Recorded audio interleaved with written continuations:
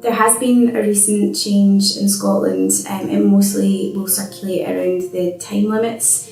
These type of cases are notoriously difficult and complex, and there's a lot of heartache involved and trauma in cases of this type.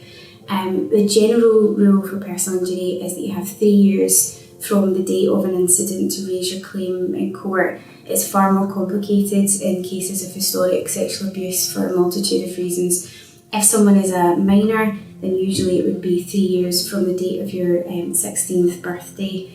But that can be different depending on when the incident has happened, whether there's been any police involvement. So it is such a complex area of law that you really do need to speak to a specialist and get advice when they have had a chance to look at the full range. The change that has came in Scotland recently is removing that time limit, but only in certain circumstances. So it's something that you really need to speak to a specialist about. The process of dealing with a case of that type is that we would need to have a full statement taken from you about what has happened. That in of itself can be pretty traumatic, and it's something that we are aware of and try and manage as much as we can. We will offer you to either have a telephone appointment or a sit-down appointment in our office if that's helpful, get all of the information that we need. We need to then go away and have a look at the perpetrator of the abuse, whether or not there's been any criminal sanctions, what the outcome of those were, and see whether or not legally there is an avenue that we can go down to pursue compensation for you. If the person is deceased, there are options available, very much dependent on the circumstances again.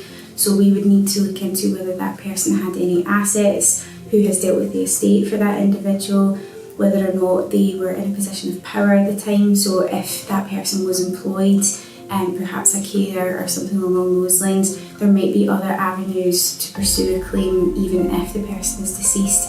But it very much depends on the circumstances and the individual, and we would need to look at that very carefully and then advise you as to whether or not there's a route legally that we can go down.